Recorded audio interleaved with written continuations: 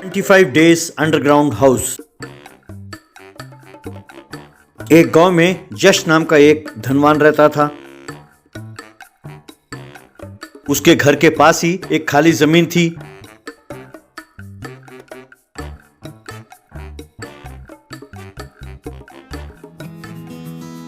जश उस जमीन को खरीदकर उसमें प्राइवेट बार और होम थिएटर बनाना चाहता था।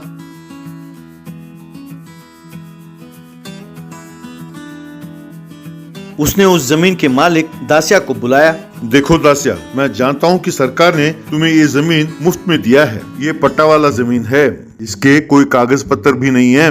इस पर तुम घर भी नहीं बना पा रहे हो, इसलिए ये जमीन तुम मुझे बेच दो। मैं तुमसे ये जमीन मार्केट वाले दाम में ही खरीदूंगा। सरकार, आपने बिल्कुल सही कहा है। इसमें घर बनाने के लिए मैं और मेरी पत्नी दिन रात मेहनत करके पैसे कमा रहे हैं। सरकार, हम दोनों की यही सपना है कि किसी न किसी दिन हम अपने खुद का घर बनाएंगे। ये जमीन बहुत कीमती है साहब, भविष्य में इसकी कीमत और बढ़ेगी। अगर हमने इसे छोड़ दिया तो जिंदगी में ऐसे जमीन और नहीं मिलेगी। जब पैसे जमा हो जाए तब हम घर बनाएंगे। हमें कोई जल्दी नहीं है साहब, इसलिए मैं इसे बेच नहीं सकता साहब, माफ करें। कहकर चला गया। जश को बहुत गुस्सा आया। उसने ठान लिया कि किसी न किसी तरह इस जमीन को अपना करना होगा। रश तुरंत रेवेन्यू अधिकारी आनंद से जाकर मिला और उसे सब कुछ बताया। अरे साहब, ये तो बहुत मुश्किल है, उस जमीन को हम कुछ नहीं कर सकते। जश ने तुरंत उसके हाथ में 2 लाख रुपए रख दिए। अब कुछ कर सकते हैं? अनंत ने खुश होकर तुरंत कुछ कागज की जांच की। अरे साहब, एक बहुत बढ़िया लूप होल मिला है। सरकार ने इस जमीन को गरीबों में आज से 30 साल पहले 1992 में बांटा। अगर 30 सालों में उन्होंने घर नहीं बनाया तो ये जमीन वापस सरकार की हो जाएगी। बाकी सब ने बहुत पहले घर बना लिया था, लेकिन दासिया की परिवार इसमें घर नहीं बना पाई। इसलिए अगले 25 दिनों में अगर वो घर नहीं बना पाए इस जमीन पर, तो ये जमीन सरकार की हो जाएगी। क्योंकि फिलहाल इस जमीन के रिकॉर्ड हमारे कंप्यूटर में नहीं है, तो मैं ये जमीन आपके नाम कर सकता हूँ। वेरी गुड, आप तुरंत इस काम में लग जाइए, मैं आपको बहुत बढ़िया कीमत दूंगा। अगले दिन अनंत ने दासिया को उस जमीन के पास बुलाया और उसे सारी बात बताई। ठीक है साहब, 25 दिनों में घास फूस और बांस के साथ किसी न किसी तरह मैं ये घर बना लूंगा। और क्या कर सकता हूँ। ये सुनकर अनंत परेशान हो गया। अनंत तुरंत जश के घर गया। साहब, वो कोई साधारण आदमी नहीं है। कहता है कि बांस का घर बनाएगा। घर चाहे बांस का बने या सीमेंट का, घर तो घर ही होता है ना साहब, इसलिए रूल के मुताबिक मैं कुछ नहीं कर सकता।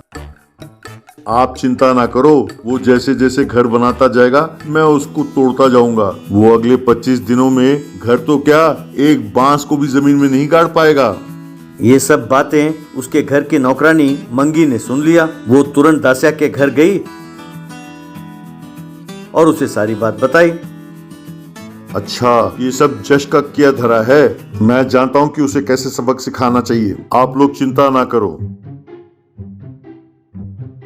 उस दिन रात को दासिया जेसीबी की मदद से जमीन में सुरंग खोदने लगा।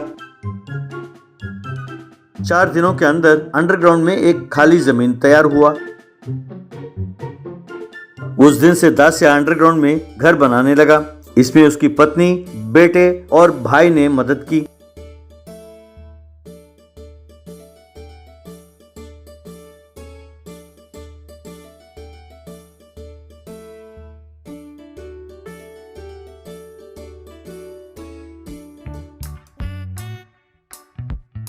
इस तरह 24 दिनों के अंदर वो अंडरग्राउंड घर तैयार हो गया।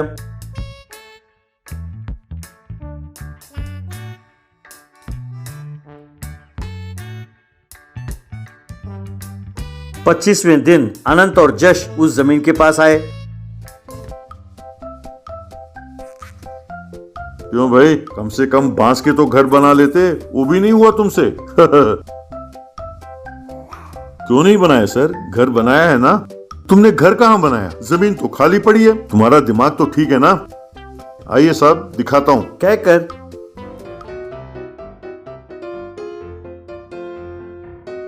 जमीन पर उसने एक दरवाजा खोला। फिर सीढ़ियां उतरकर उन्हें अंडरग्राउंड ले गया और उसने उन्हें वो अंडरग्राउंड घर दिखाया। फिलहाल मैंने सेलर में घर बनाया है सर, बाद में ऊपर में घर बनाऊंगा। ये देखकर अनंत और यश गश खाकर गिर गए।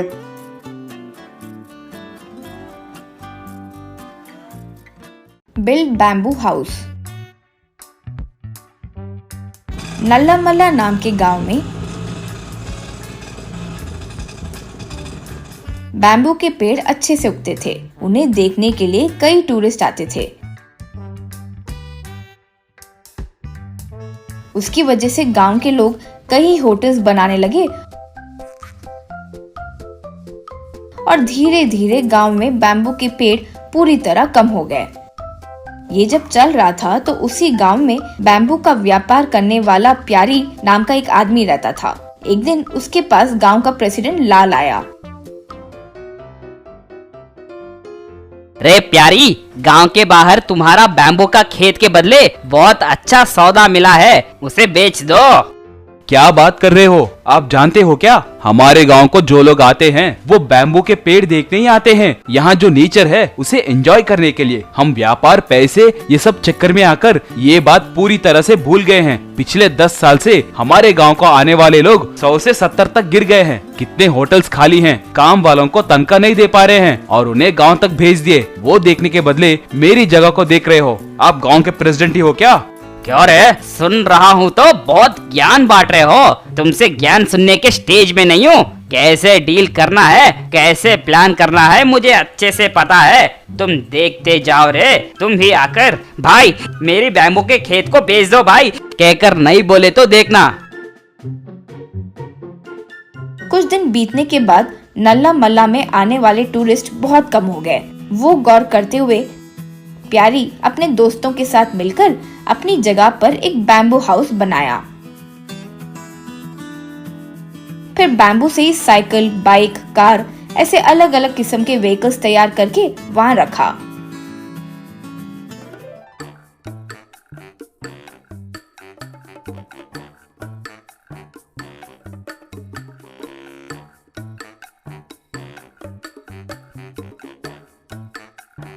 वो देखकर आने वाले टूरिस्ट उस पर धीरे से बैठकर आसपास की जगह की सुंदरता को देखने लगे। फिर से लोगों की आने की संख्या बढ़ गई।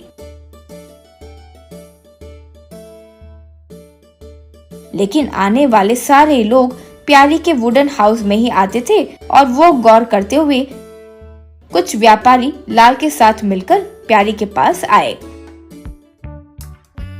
क्यों भाई प्यारी, तुम जो कर रहे हो वो बहुत गलत है। आने वाले लोगों को अपनी ओर खींचकर हमारे पेट पर लात मार रहे हो। हमारा श्राप लगेगा तुम्हें। रे, मैंने तुम्हें कोई भोला इंसान सोचा था, लेकिन तुम तो बड़े शातिर निकले। सिंपल लकड़ी का घर, कुछ व्हीकल्स बनाकर लोगों पर जादू कर दिए। वैसे करके सबको अपने पास ही बुला रहे हो। क्या है ये? रे बेवकूफों, तुम लोग ये बेकार के प्रेसिडेंट के बातों को सुनकर मानकर मुझसे झगड़ने के लिए आ गए। देखो, दिमाग नहीं है क्या? एक छोटे बच्चे को भी अपनी की हुई गलती का अंदाजा हो जाता है। मेरे पास लोग आ रहे हैं तो सोचो तुम्हें क्या करना चाहिए। तुम लोगों को भी मेरे जैसे ही वुडन हाउस बनाकर वुडन व्हीकल्स को रखने चाहिए और तो और लोगों को देखने के लिए और बैम्बू प्लांट्स उगाने होंगे। तब अपने आप ज्यादा लोग आएंगे अपनी जगह देखने के लिए। और तुम लोग हो कि इस कमीने को ही लेकर आ गए। वो बातें सुनकर लोगों को अपनी गलती का एहसास हुआ और सब लोग प्यारी के लिए ताली बजाए। भाई सॉरी भाई, इस कमीने की बात सुनकर आपको गलत समझ लिए। इस लाल को हमसे कमीशन लेना तो अच्छे से आता है, लेकिन हमें कोई अच्छी सलाह देना कुछ नहीं आता। अब से कुछ सलाह चाहिए तो तुम्हारे पास आएंगे। प्लीज जरा हेल्प करना भाई। तब प्यारी हाँ कहकर मान गया। उस दिन से गांव में सब लोग प्यारी की तरह ही वुडन हाउस बनाकर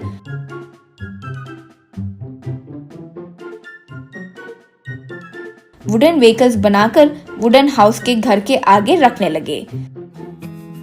तब टूरिस्ट धीरे धीरे वहां आकर उस वुडन हाउस में घूमते हुए फिर से नल्ला मल्ला में ज्यादा संख्या में टूरिस्ट आने लगे।